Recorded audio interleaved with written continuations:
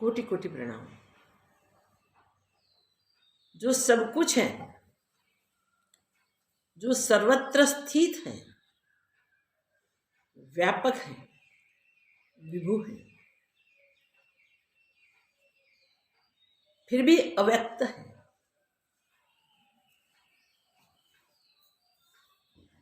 ऐसे सर्वत्र सभर भरे हुए एकात्मा सर्वात्मा को सबसे पहले प्रणाम। लास्ट समय हमने 12वें प्रकरण का प्रथम श्लोक देखा।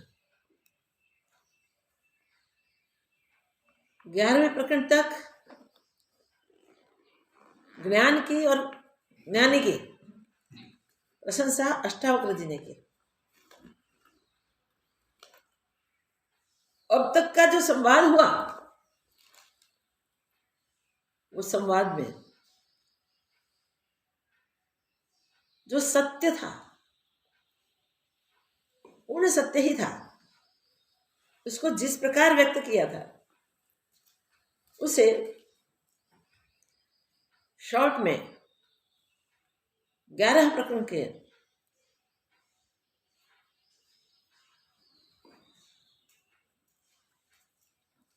अष्टात्मक रूप में अष्टावक्र जी ने समझाया, कहा। जो अब तक का सत्संग का निष्कर्ष था, जनक महाराज ने वह पूर्ण एकाग्रता के साथ जिज्ञासु बन के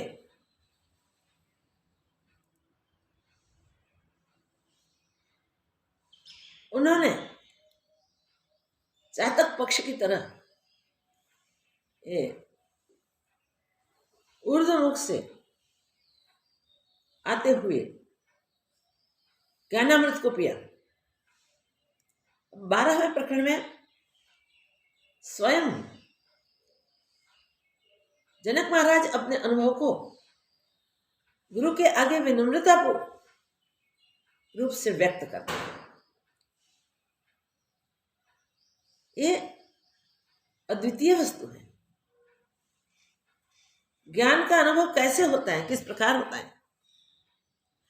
ज्ञान में स्थिरता होने से ज्ञानी का लक्षण क्या होता है? वो उत्तम रसामृत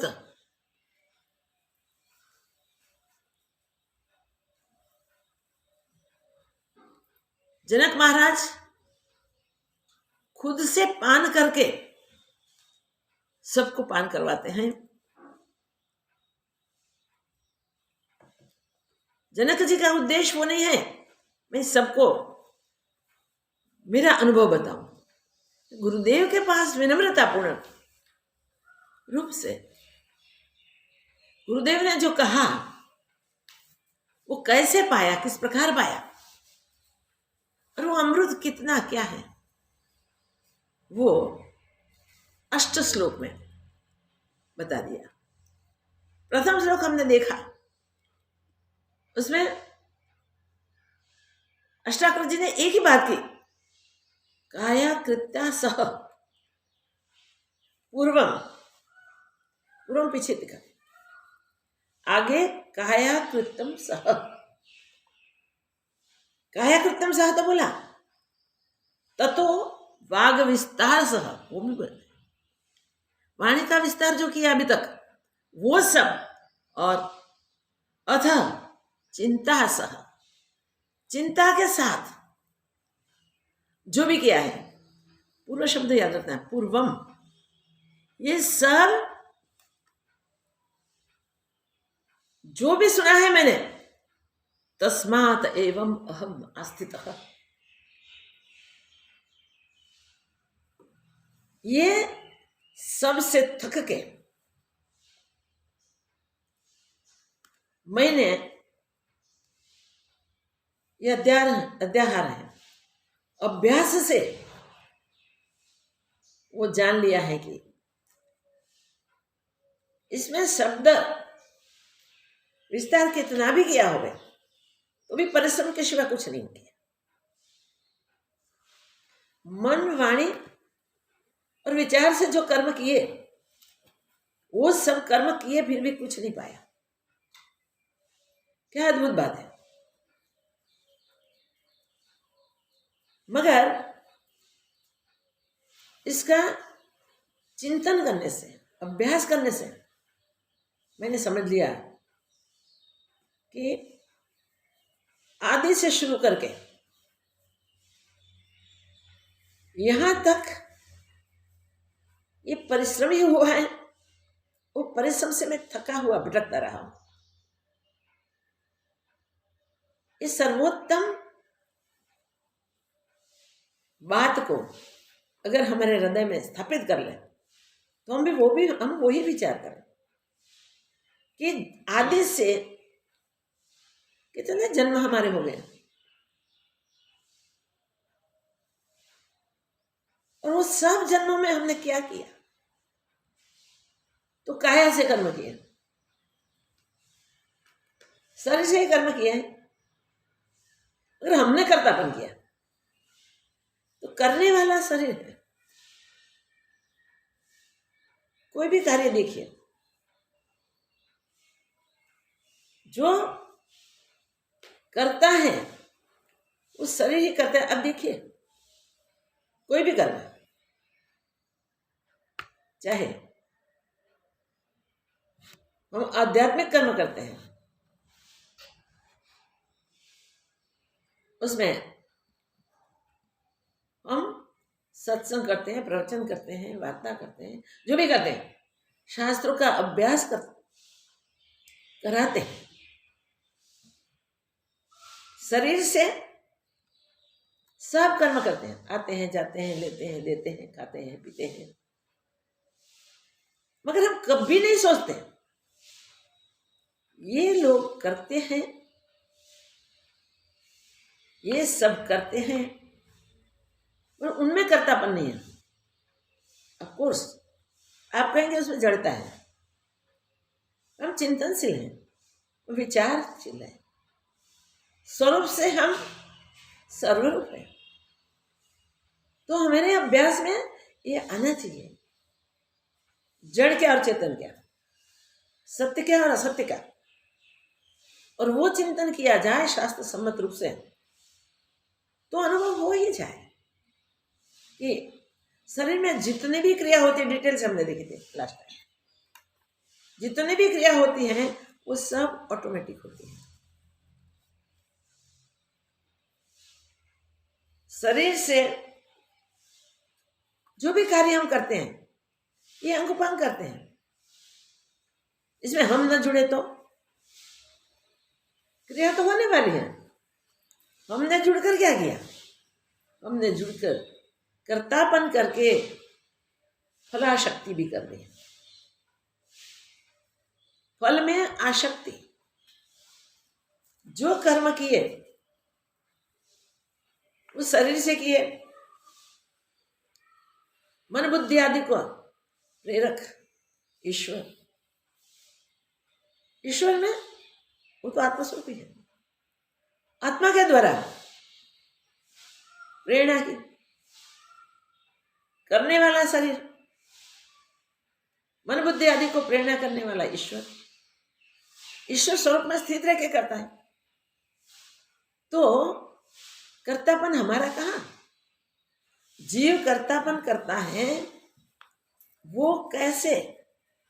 इसका परिणाम क्या? तो वही कि जीव पर कर्तापन करके जो जड़ देह है, मन बुद्धि आदि सब किसी की प्रेरणा से कर रहे हैं, फिर भी उसमें कर्तापन नहीं है। हमारे में कर्तापन है और कर्तापन होने से फलाशक्ति भी हो जाती है, इसलिए भोक्ता भी बन जाते हैं। जो कर्म नहीं भोगे, भुगतने के बाकी हैं, उसमें आसक्ति, वो आगे चलते हैं।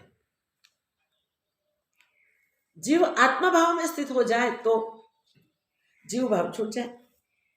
आत्मा में स्थित हो जाए तो आत्मा नित्य निरंतर है, उसको न आना है न जाना है, न लेना है न देना है, न वो करता है न भोगता है। कैसा है वो आत्मा? ये प्रकाश देखो कैसा है, सबको दिखाता है। स्वयं कभी नहीं कहता ये सब मैं दिखाता हूं। स्वयं को दिखाने के लिए, आत्मा को दिखाने के लिए, ये प्रकाश को दिखाने के लिए कोई और चीज की जरूरत नहीं होती, ऑटोमेटिक दरस जाता है। ऐसे चेतन स्वरूप जब अहंकार छोड़ के स्वरूप में स्थित होता है, तब प्राकृतिक प्रवाह में जो कर्म, जो प्रारब्ध का योग आता है उसके सामने आता है। समय समय पे वो योग होता है, आता है, और इसके द्वारा कर्म हो भी जाते हैं, मगर ज्ञानी जुड़ता नहीं है। फर्क इतना ही है, जो प्रारब्ध वेग से आते हुए कर्म है, जो प्रकृति में पतित हो गए हैं, वो अवश्य आते हैं, और आते हैं तो विचारशील विवेकी पुरुष, ज्ञानी पुरुष वो निर्लेप रहते हैं। स्वाभाविक जो होता है, जुड़ते नहीं। जिसमें विवेक जग गया है, सत्य क्या असत्य क्या, ऐसे विवेक विचारशील पुरुष जो सोचते हैं, जो शाश्वत है वो ही सत्य है, वो नाशवंत है वो झूठ है। तो नाशवंत और शाश्वत के बीच दोनों का विचार करके निश्चय पर आ जाते हैं कि शाश्वत ही सत्य है, तो वो विवेकी पुरुष कर्म से नहीं जुड़ते। ज्ञानी तो जुड़ते ही नहीं क्योंकि ज्ञानवान है, मगर ये सब सहज हो रहा है। प्रकृति नियति पहले से तैयार है, जैसा करेगा वैसा जीवात्मा भोगेगा। प्रत्येक जीवात्मा की अपनी अपनी नीति निश्चित है सबके लिए। कौन योनि में कौन जीवात्मा है, उसके क्या कर्म है, ऐसे ऑटोमेटिक सेट है, जैसे अपना श्वास ऑटोमेटिक सेट। श्वास चलता रहता है, हम सारे कार्य करते हैं, हमको पता नहीं चल रहता ये श्वास चलता है। देखो भाई कौन सी नासिका चल रही है, हम देख के कहते हैं हाँ ये चल रही है, ये ध्यान नहीं होता हमारा, मतलब इतना स्वाभाविक है। ऐसा स्वाभाविक आत्मा हमारा अपना खुद का स्वरूप है। उसको पहचानने के लिए क्या मेहनत करने की, कुछ नहीं मेहनत करने की। इतना जब पता चलता है तब जनक महाराज कहते हैं महाराज पूर्व में कई जन्मों से एक काय से किए हुए कर्म, शरीर से किए हुए कर्म, अब सोचता हूं तो मैं थक गया हूं, ओहो इतने जन्मों की श्रृंखला, और करता रहा, और जिसमें ऑटोमेटिक होता है उसमें कर्तापन किया है। जहां कर्तापन है तहां फल अवश्य होता है।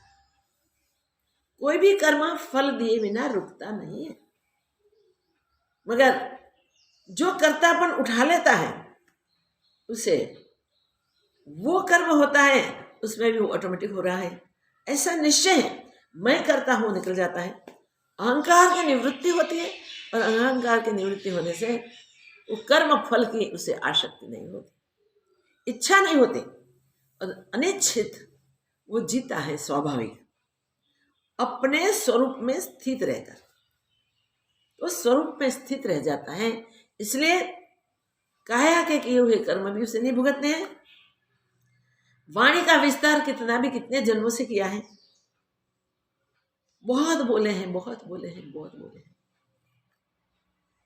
उसमें भी बोलने का अभिमान है तो उसका भी फल हुआ। वाग विस्तार से भी अब कहते हैं कि प्रभु मैं थक गया, चिंता से थक गया हूं। ये 3 बात बताई। मन से सतत संकल्प विकल्प करता हूं, सतत चिंतित रहता हूं, शांति न पाई, अब तक शांति न पाई। तो ये मन, वाणी और कर्म से किए हुए कर्म, शरीर से किए हुए कर्म जुड़ के हम करते हैं तो बंध जाते हैं, मगर विवेकी, चिंतनशील, विचारशील पुरुष और ज्ञानी पुरुष इससे जुड़ते नहीं। तो हमें भी अपने जीवन में मुक्त होने के लिए ये सोच लेना चाहिए। जैसे प्रकृति में पतित है वैसे शरीर आदि काम कर रहे हैं, तो जो करते हैं वो जाने, हमने तो कुछ किया नहीं। ऐसा भाव करके हम स्वरूप में स्थित हो सकते हैं। तो मन, वचन, कर्म के जो भी फल होते हैं वो अहंकार सहित करने वाले के अकाउंट्स में जमा होते हैं, और जब जब वो कर्म परिपक्व होते हैं, फल देने के लिए, परिणाम देने के लिए तैयार होते हैं, तब उस परिणाम के अनुसार जीवात्मा को दूसरा शरीर मिलता है। जब इस शरीर का प्रारब्ध पूरा होता है तब दूसरे शरीर में जीवात्मा जाता है।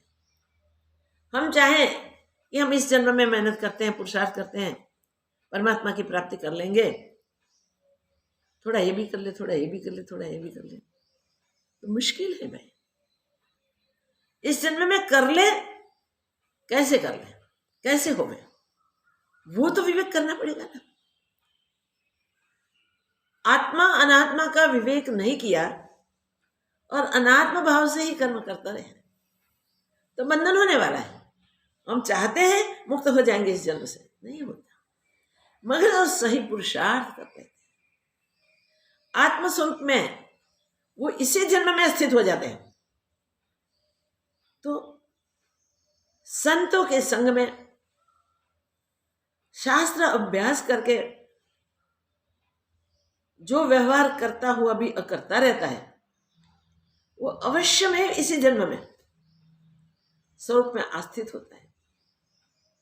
तो प्रथम श्लोक पूर्ण करके जनक महाराज दूसरा श्लोक वही कहते हैं कि प्रभु, जो मैंने आज तक, प्रथम श्लोक में, मैंने आज तक जन्मों से मन, वचन, कर्म से जो मेरा बंधन खड़ा किया है, जो कर्म मैंने किए हैं मन, वाणी से, शरीर से, वो सब सोचता हूं तब मुझे सोचते ही थकान लगती है, मैं विक्षिप्त हो जाता हूं। क्या किया, अगर समय नहीं रहा, किया है। अब मैंने अभ्यास किया इस जन्म में, देखिए अब मैंने अभ्यास किया तो क्या हुआ, शब्दादेह दृश्य, क्या बढ़िया बात कही, दृश्यादेह दृश्यत्वेन च आत्मनः, दृश्यादेव अदृश्य च आत्मनः, आत्मा तो अदृश्य है, दृश्यात्वे न आत्मा, आत्मा नहीं है, दृश्य आत्मा नहीं बनता, किसी का विषय नहीं बनता, किसी का दृश्य नहीं बनता, कोई उसे पकड़ के दिखा नहीं सकता, ये आत्मा। गुरुदेव, शास्त्र, हमारे मार्गदर्शक हमें आत्मा के रूप में समझा के, आत्मा के रूप में प्रभु को समझाने के लिए बहुत बहुत बातें की हैं, बहुत बातें की हैं, वो आत्मा में बिठा नहीं सकते। इसके लिए हमें ही पुरुषार्थ करना पड़ेगा, मार्गदर्शन पूरा मिलेगा मगर स्वयं ही करना पड़ेगा। जब तक स्वयं नहीं करेंगे तब तक कितने भी वाणी विलास करें, कितने भी कर्म, शुभ कर्म, पुण्य कर्म करें, यज्ञ यागादि, स्कूलें, सरोवरें, लाइब्रेरियां, रास्ते, किसी को कोई अन्नदान में इंटरेस्ट रखता है तो वो करता है, कोई पक्षियों को चरण देता है, कोई गायों को घास देता है, कोई किसी को कुछ करता है, किसी को कुछ करता है। अगर करने वाले अगर पुण्य कर्म भी आसक्ति से करते हैं फलाशक्ति से करते हैं तो वो बंधते हैं, उसके फल भुगतने के लिए उसे दूसरे जन्म में जाना पड़ता है। मगर याद रखें, दूसरा जन्म मीन्स आवागमन के चक्र में जाना। एक व्यक्ति कोई गुनाह करते हैं और राजा का बेटा भी गुनाह कर लिया, साबित हो गया दोनों का, तो वो सामान्य व्यक्ति जिसने गुनाह किया है उसको भी बेड़ी लगेगी, समझो लोहे की बेड़ी लग जाए। राजा के बेटे को सोने की बेड़ी लग जाए, अगर बेड़ी तो सही ना, बंधन तो सही ना। पुण्य कर्म करने वाले को भी बंधन है, स्वर्ग आदि के भोग मिले, मगर जन्म मरण का चक्र ना मिटे भाई, जन्म मरण का चक्र नहीं मिटता है भाई।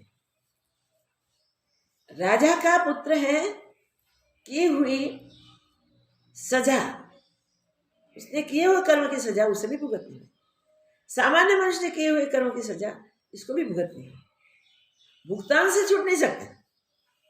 ऐसे हम मन वचन कर्म से जो भी कार्य करते हैं वो कार्य में हमारा अहंकार है तो हमें उसके फल भुगतने हैं। स्वर्गाधिक में गया, स्वर्ग में जाके उसके जितने प्रमाण में पुण्य कर्म है उसके जैसे फल होते हैं वैसा उसे मिलता है।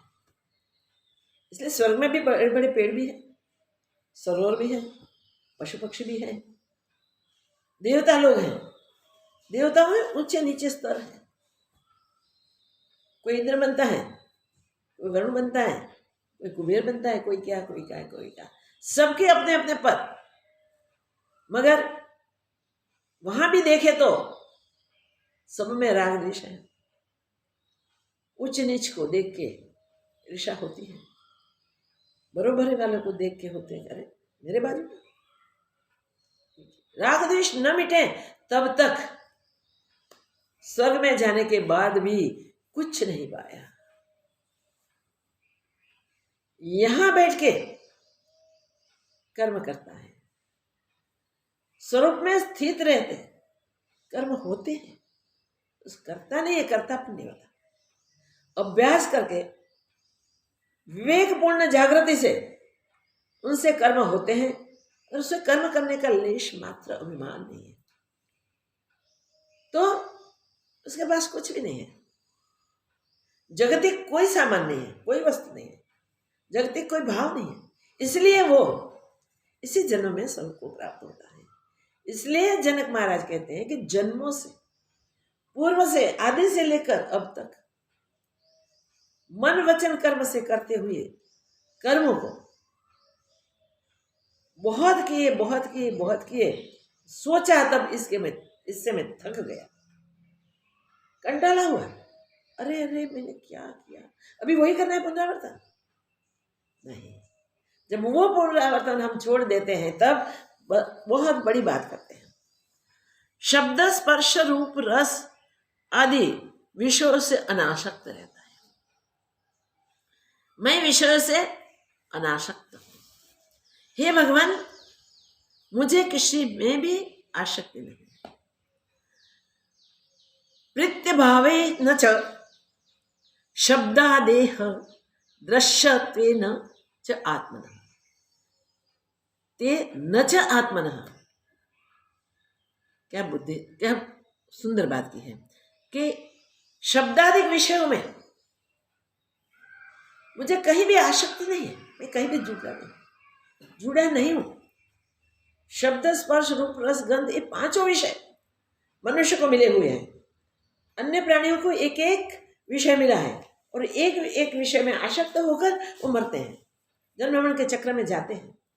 मनुष्य के पास पांच विषय भगवान ने दया करके दे दिए, मगर साथ साथ मनुष्य चाहे तो अभ्यास करके जागृत होके विवेकपूर्ण चिंतन करके निश्चय से अनासक्त हो जाता है। कोई कर्म में उसकी आसक्ति नहीं रहती। विषयों का आकर्षण उसे नहीं हो सकता, विषयों से वो कभी भी आवृत्त नहीं होता। तो इसके कारण ये विषयों में आसक्त नहीं है, विषयों से आसक्त भी नहीं है। दृश्यादि जो भी है वो सब जगत है, जो हम देखते हैं जगत है, मगर आत्मा दृश्य नहीं है। इसका भी मैंने चिंतन कर लिया है। विषयों में आसक्त नहीं है, आत्मा दृश्य नहीं है। कोई हाथ पकड़ के नहीं दिखा देगा कि आत्मा है, ले लो पकड़ लो, कोई दे नहीं सकेगा। हाँ, स्वीट का पैकेट कोई दे सकता है, कोई फ्रूट्स का टोकला दे सकता है, कोई धन संपत्ति दे सकता है, हो सकता है, मगर आत्मा को कोई दे नहीं सकता। गुरुदेव भी हमारा मार्गदर्शन करते हैं, पाए हुए ज्ञानी पुरुष हमारा मार्गदर्शन कर सकते हैं, हमें चेताते हैं, हमें जगाते हैं। गुरुदेव सहित ऐसे ज्ञानी पुरुष हमें लगोलग पहुंचा देते हैं, मगर आत्मा को पकड़ के हमारे हाथ में नहीं दे सकते। अंगुली निर्देश करके हम दिखा नहीं सकते कि आत्मा ले लो, नहीं। उसके लिए हमने वो ही सही पुरुषार्थ करना है, विषयों से आसक्ति छोड़ देनी है। जगत में दृश्य देखें, उसमें सब क्षणभंगुर है, वो समझ लेना चाहिए, वो निश्चय हमें हो जाना चाहिए। और आत्म सत्य जो अव्यक्त है, अदृश्य है, यहां ये कहते हैं वो दृश्य नहीं है, आत्मा उसको जानना है। तो विवेकपूर्ण दृष्टि से ज्ञान को, इस स्वरूप के अनुभव को हम प्राप्त कर सकते हैं और आत्मस्वरूप में स्थित हो सकते हैं। दो बात इसमें याद रखनी है, विषयों से अनासक्त रहना। इसलिए शुरुआत में अष्टावक्र जी ने जवाब देते कहा कि अगर मुक्ति में इच्छा से है तात विषान विषवत तज, विषय को विष तुल्य जान के छोड़ दे। आज छोड़ा कल पकड़ा, फिर छोड़ा फिर पकड़ा, ऐसा नहीं चलेगा। विषय सारे एक साथ छूट जाने चाहिए। वो कैसे एक साथ छूटेंगे? जब सर्व विषयों को हम विषय के तुल्य समझेंगे, विषय बराबर जानेंगे। कोई भी आपको प्रिय चीज लेके कोई आवे कि देखो आपको पसंद है ना, भाती है ना, एक कोई ले आया, मगर साथ में थोड़ी देर में कहते हैं मगर हमने ऐसा सुना है कि इसमें विष की डाला, प्रिय में बीज वानगी भी हम नहीं खाएंगे, हम छुएंगे नहीं, देखेंगे नहीं, फेंक देंगे। ऐसे विषयों को हम फेंक दें जीवन में से। कोई प्रशंसा करे तो हम खुश न हो जाए, कोई निंदा करे तो हम दुखी न हो जाए। तो शब्द विषय से, शब्द ऐसा तीर है कि असावधान मनुष्य को भेद डालता है। वो अपनी स्थिति से विचलित हो जाता है, प्रशंसा से भी विचलित होता है, खुश हो जाता है, और निंदा से भी विचलित हो जाता है। वहां राग द्वेष आके सवार हो जाता है। देखिए, तो ये ध्यान देना है कि विषयाशक्त नहीं होना है, और साथ साथ आत्मा दृश्य नहीं है वो समझ लेना है। सबसे पहले वो बात बताए, आत्मा अदृश्य है, अव्यक्त है, फिर भी आत्म साक्षात्कार के लिए ही हम सब वांछुक हैं। अगर ज्ञान की उच्च स्थिति पर पहुंचेंगे तब उसके लिए भी कोई चिंता करने की जरूरत, कोई चिंतन करने की जरूरत, कोई विचार करने की जरूरत, कोई कर्म करने की जरूरत नहीं। वो बात समझ में आएगी।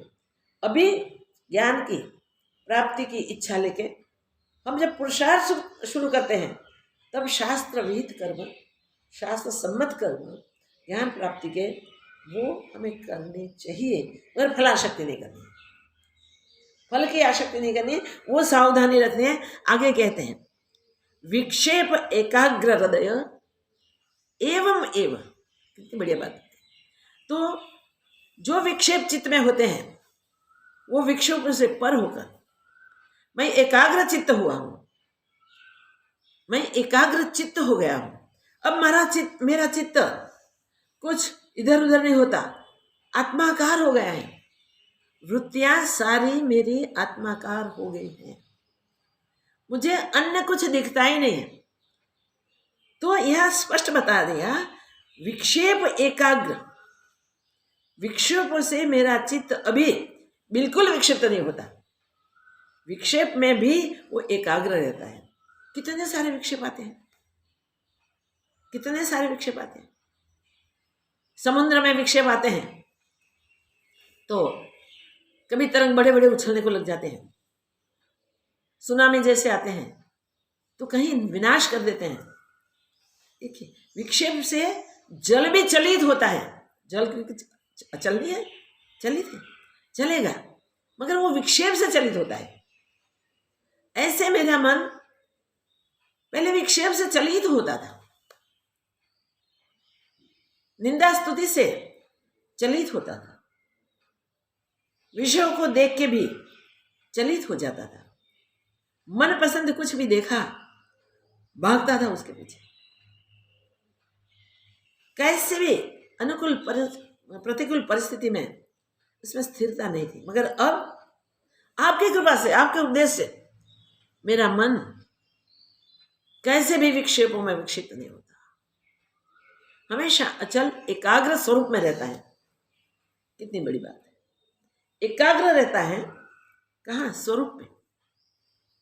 स्वरूप में एकाग्र रहना मीन्स अन्य कुछ न देखना, अद्वैत दृढ़ता, आत्मैक्य दृढ़ता। वहां राग द्वेष कहाँ खड़े रहेंगे, होंगे ही नहीं, ऑटोमेटिक जाएंगे। तो ये बात है, विषय आदि को छोड़ने नहीं पड़ते, छूट जाते हैं। ज्ञानी के पास विषय आदि टिक नहीं सकते, छूट जाते हैं। हम विषयों को छोड़ने के लिए अन्य प्रकार से प्रयत्न करेंगे तो एक के बाद एक के बाद एक के बाद विषय आके सताएंगे भाई। ज्ञान में स्थित होने का पुरुषार्थ करेंगे तो ज्ञान प्राप्ति के लिए सतत जागृत रहेंगे तो विक्षेप नहीं होगा, और विक्षेप न होने के कारण हम आत्मस्वरूप में एकाग्र हो जाएंगे। 3 बातें यहां बताई हैं। एक बात तो ये बताई कि विषयासक्त नहीं होना है, आत्मा को दृश्य नहीं है इसलिए दृश्य नहीं समझना है। और तीसरी बात बताई है कि मेरा मन अब अचल हो गया है, एकाग्र हो गया है, मेरे मन की वृत्तियां अखंड आत्माकार है। यह अद्भुत बात है। ज्ञानी का मन कभी भी चलित नहीं होता, स्थिरता में स्वरूप में स्थिर होता है। न उसे देह का भान है, भान नहीं मीन्स देह को नहीं जानता, ऐसा नहीं है। देह मैं हूं ऐसा भाव उसके हृदय में नहीं होता। ये सब मेरा है, ये पराया है, ऐसे भाव की उसको नहीं होते।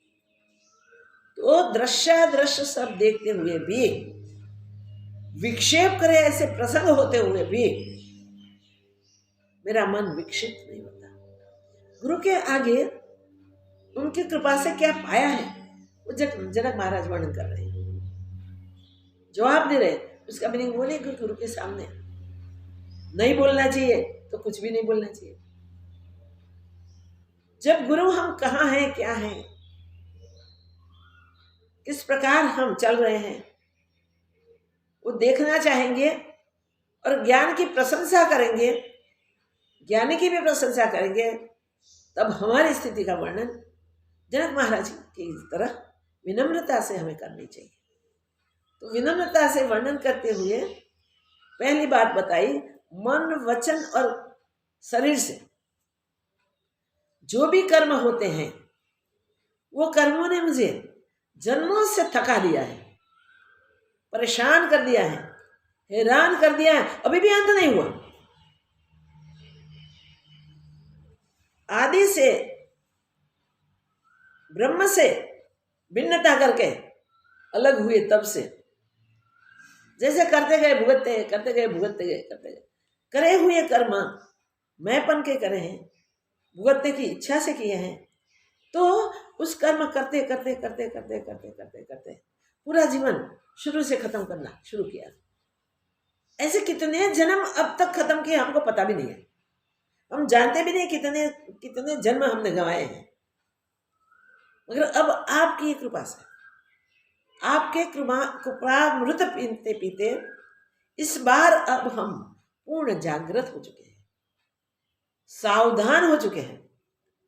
और ये सावधानी से अभ्यास करने से हम जैसे एक बार बुड़ बुड़ बुड़ करता हुआ घट पानी में होते हुए भी पूर्णता को नहीं प्राप्त हुआ, मगर वो जल भरते भरते भरते भरते जब आवाज बंद कर देता है तो नीचे ऊपर अंदर बाहर जल ही जल हो गया, फिर वो आवाज नहीं करेगा। याद रखें, फिर वो आवाज नहीं करेगा।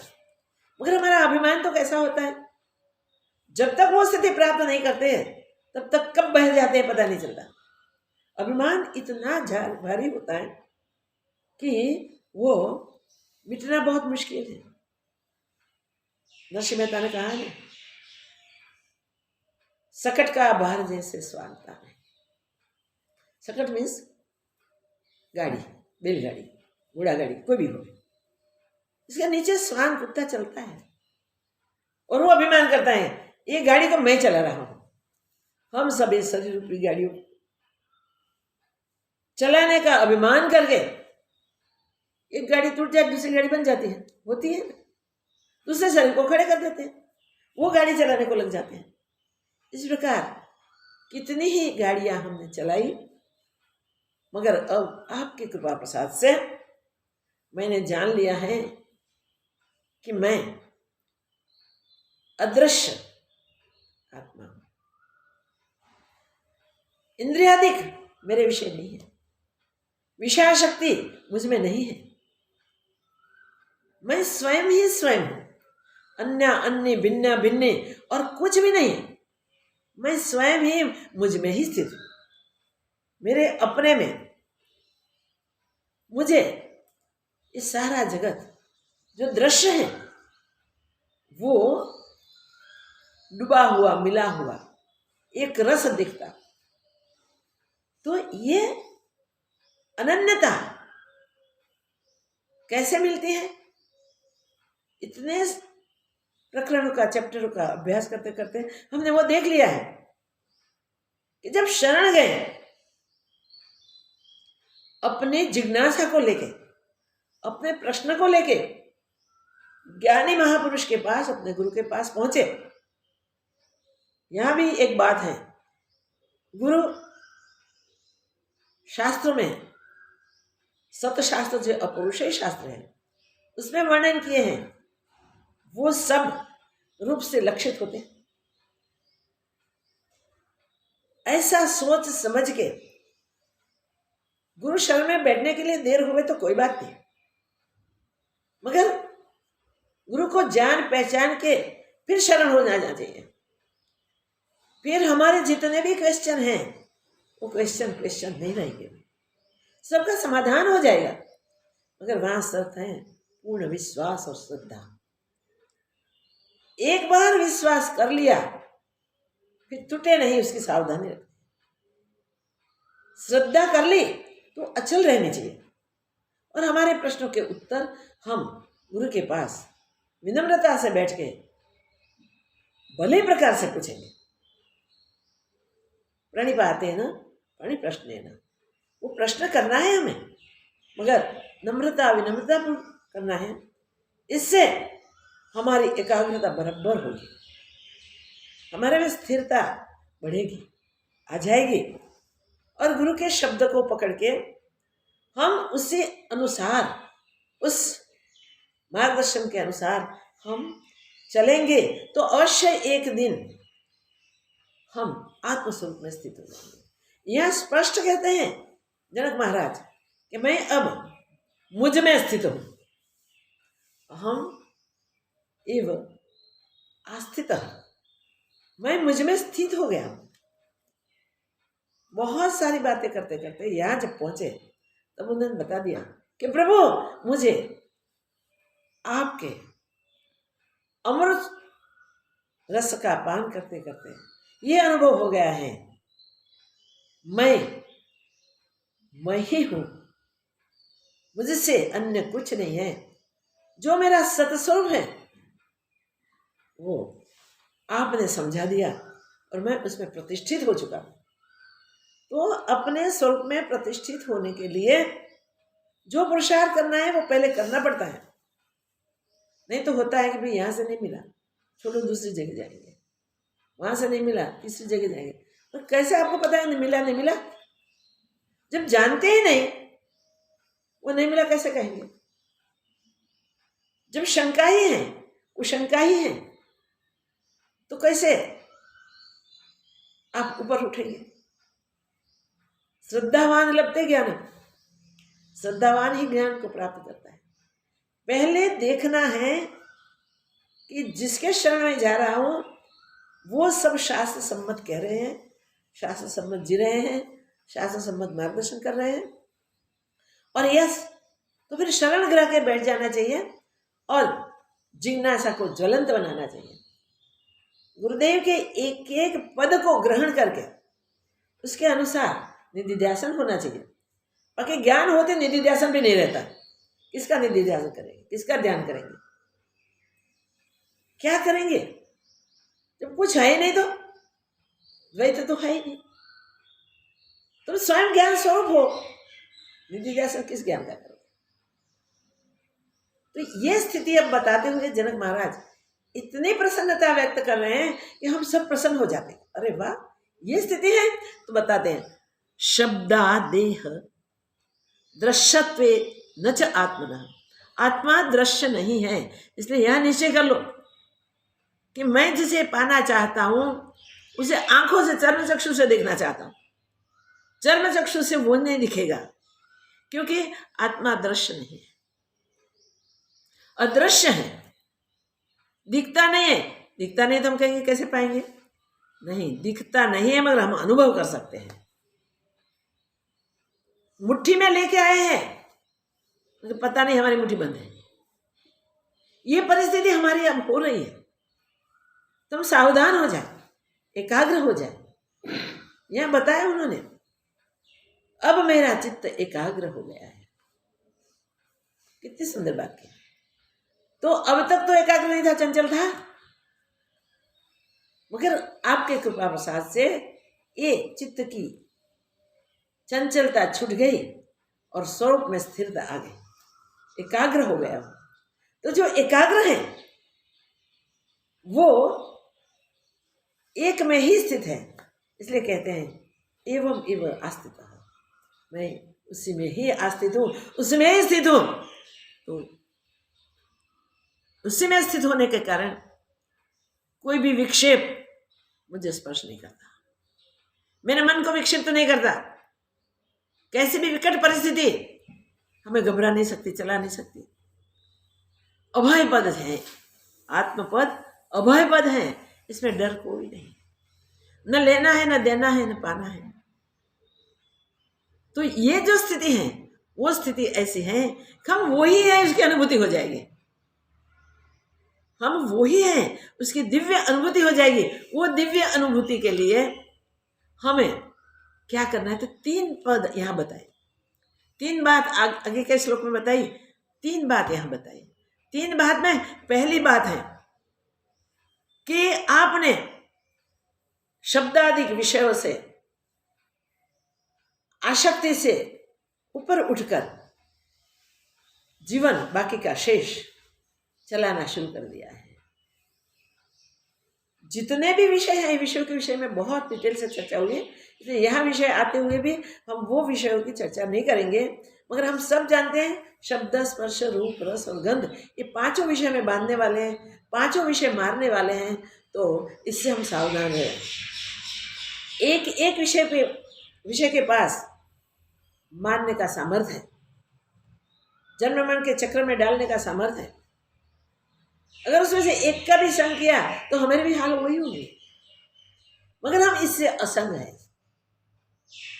मैं असंग आत्मा हूं और वो जानने के बाद मैं मेरे आत्मस्वरूप में स्थित हूं। दिव्यता से, दृढ़ता से कह रहे हैं, मगर विनम्रता से एक नम्रता शब्द रख के बता दिया है कि जनक महाराज अपने अनुभव को निश्चय है, दृढ़ता है, गुरुदेव भी जानते हैं, खुद जानते हैं, मगर खुद की जानकारी की बात वो मैं ये जानता हूं इस प्रकार नहीं कहते। अहंकार एक बार डूब गया, मिट गया, फिर उठता नहीं। दृश्य से हम ऊपर उठ गए, तब हमें पता चलेगा ये पूरा विश्व, पूरा संसार दृश्य है। दृश्य संसार में एक बात है, वो सरता जा रहा है, संसरण है उसमें, उसमें स्थिरता नहीं, अचलता नहीं। और वो दृश्य है, आंखों का, चर्म चक्षु का विषय बनता है, मेरा आत्मा अचल है। और यहां उसको कह दिया अदृश्य है। हम तो वो सुनते हैं हमेशा कि आत्मा सर्वत्र है, सब में है, सदाकाल है, सर्वरूप है, फिर भी वो अदृश्य कैसे रह सकता है? क्योंकि वो इंद्रियों का विषय नहीं है। इंद्रियों से हम उसे जानना चाहते हैं, नहीं जान पाएंगे भाई। आत्मा को इंद्रियों से जानना चाहेंगे तो हम इंद्रियों से नहीं जान सकेंगे। इंद्रियातीत है, तो हमें भी इस अतीत स्थिति में जाना पड़ेगा, उस निर्द्वंद स्थिति में बैठना पड़ेगा और फिर सोचना पड़ेगा। वो चिंतन करते करते वो विवेक जगा के विवेक की दृढ़ता करने के लिए अभ्यास करना है, व्यवहारकालीन अभ्यास भाई। हम बार बार आत्मा प्रवाह चलावें, निधिध्यासन कहते हैं उसे, मगर हम चिंतन करें उसका, मैं आत्मा हूं, मैं आत्मा हूं, मैं आत्मा हूं, मैं आत्मा हूं, मैं आत्मा हूं, तो और कोई पराया है? जो दृश्य दिखाई दे रहे हैं, इसमें जो सब जीव दिखते हैं, वो कौन? वहां निधिध्यासन हमें व्यवहार काल में सर्वात्मा का करना है, एकात्मा का करना है। एकात्मा का निधिध्यासन करेंगे तभी हम अपने अद्वैत स्वरूप में स्थिति कर पाएंगे। यहां तो जनक महाराज कहते हैं एवं एव आस्थित, मैं उसी में ही आस्थित हुआ हूं, मैं उसी में स्थित हूं। मीन्स कि वो अनुभव अपना खुद का है, ठोस अनुभव है, इसमें कोई शंका नहीं, इसमें कोई डाउट नहीं है, इसमें कोई संशय नहीं है, इसलिए वो इस प्रकार कह सकते हैं। तो तीन बातें हमें बराबर याद रखनी है। शब्दाधिक विषय मैं नहीं हूं, ऐसा पुकार के कह दिया है, उसमें मैंने कोई आसक्ति नहीं है, ना ये मेरे हैं न मैं उनका, उसमें मुझे कोई आसक्ति नहीं है, कोई विषय में आसक्ति नहीं है। विषय आसक्ति बंधन का कारण है, वो स्पष्ट कर दिया। सावधान विवेकी जिज्ञासु यहां ये पकड़ लेगा कि विषयों से अनासक्त रहना, सर्वत्र सर्व में से आसक्ति छोड़ के सब में रहे हुए अदृश्य आत्मा को, बताया ना दृश्य नहीं है, अदृश्य आत्मा को जानना और ऐसे सब आत्मा ही ऐसा निश्चय करके आत्मा भाव से व्यवहार करना। सदाकाल आत्मा भाव से सब व्यवहार होता रहे, कर्ता बुद्धि न होगा, मेरापन न होगा, परायापन न होगा। ये सारी सावधानी के साथ जो जीवन जीता है वो विवेकी पुरुष, वो जिज्ञासु पुरुष धीरे धीरे करके उसकी दृढ़ता कर लेता है और दृढ़ता से वो आत्मस्वरूप में स्थित हो जाता है, आस्थित। तो ये तीन बातें हमें बराबर याद रखनी है कि ये शब्दों से आसक्त नहीं होना है, विषयों से आसक्त, कोई भी विषय से, पांचों में से एक भी विषय से हमें आसक्त नहीं होना है, जुड़ना नहीं है, मन से भी उसका आकर्षण न होना चाहिए। तो आंख जाती है विषय की ओर, फिर मन सोचता है क्या अच्छा कर दिला, क्या मिला। हम ऐसा सोचने लगेंगे तो अविवेक आ जाएगा, विवेक छूट जाएगा। वहां सावधानी रखनी है कि नहीं भाई, दृश्य सत्य नहीं है, अदृश्य आत्मा ही सत्य है। नहीं दिखता है फिर भी वही सर्वत्र व्याप्त है। प्रकाश खुद दिखता नहीं है, पर प्रकाश की प्रेजेंस में जो भी चीजें पड़ी है सब दिखाई देती है। ऐसे आत्मा निरंतर व्यापक रूप से स्थित है, सारा संसार भरपूर भरा हुआ है। मगर जब तक निधिध्यासन के द्वारा दृढ़ता नहीं करेंगे तब तक उसका विभू स्वरूप हम पहचान नहीं पाएंगे। विभू स्वरूप पहचानने के लिए हमें ये अभ्यास करना है। अद्वैत भाव से, अनन्यता से हम हटे ही नहीं। ऐसे अड़ग रहे जैसे सुमेरु पर्वत महाप्रलय के काल में भी विक्षिप्त नहीं होता। और कल्प के अंत में उषा जी कहते हैं कि हम यहां से धारणा करके चले जाते हैं और कल्प के आदि में आके बस यही आलय पर बैठते हैं। इसलिए वही वृक्ष, वही आलय, जिसको अन्य दिखा ही नहीं उनको अनन्य ही दिखा है। चाहे कुछ भी परिस्थिति होवे, कैसा भी विक्षेप होवे, विक्षेप कभी उसके चित्त को विक्षिप्त नहीं कर सकता है। ऐसे भयंकर विक्षेपों से भी वो कभी भी आश्चर्यमुग्ध नहीं होता है, कभी भी विचलित नहीं होते, चलित नहीं होते, पूर्णत्व में स्थित रहते हैं। तो हम वही पूर्णत्व में स्थित हैं जो पूर्णत्व आपकी कृपा प्रसाद से प्राप्त हुआ है। और हे भगवान, ये विक्षेपों से हम विचलित हुए बिना एकाग्र चित्त होके हमारे स्वरूप में आस्थित हैं, स्थित हैं। तो अपने स्वस्वरूप में आस्थित रहने वाले जनक महाराज गुरुदेव के कृपा प्रसाद पाके गुरुदेव के पास व्यक्त कर रहे हैं। उसमें उन्होंने दो श्लोक हमने चलाए। दो श्लोक में सबसे पहले कहा कि काया से किए हुए कर्म, शरीर से किए हुए कर्म, मन से किए हुए कर्म, वाणी से किए हुए विस्तार से कर्म, ये सारे कर्म हमने कर्तापन करके किए हैं। इसलिए हम ये कर्मों से थक गए हैं, अब कंटाल गए हैं, उब गए हैं। उबे हुए हम अब आपकी कृपा से, आपकी दया से धीरे धीरे धीरे पुरुषार्थ करके स्वरूप तक देखो अपनी यात्रा बताते हैं। गुरुदेव और ज्ञानी जन हमको मार्ग क्लियर करके दिखाते हैं हमें क्या करना है, क्योंकि अज्ञान स्थिति में पहुंचे गुरुदेव के पास, ज्ञान तो है नहीं और ज्ञान नहीं है, इसीलिए हम गए हैं ज्ञान पाने के लिए। तो हम ज्ञान सुन रहे हैं, समझ रहे हैं, धीरे धीरे पा रहे हैं। तो ये सब उपदेश से, धैर्य से हमें पाना है और पाके उसमें स्थित हो जाना है, स्थिर हो जाना है, अचल हो जाना है।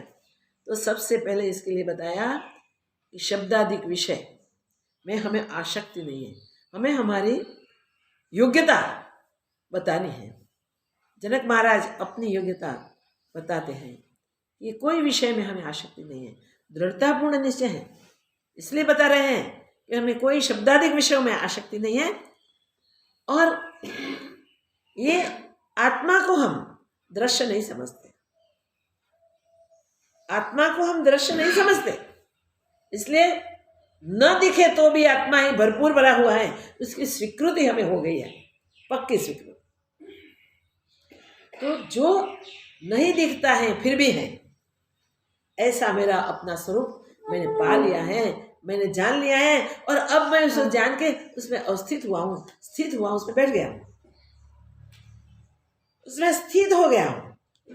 स्थिति करके तृतीय बात कर रहे हैं, जहां चित्त एकाग्र हुआ, हम अवस्थित हुए हैं, वहां अचल आत्म तत्व की अनुभूति हो चुकी है, समझ में आ जाता है।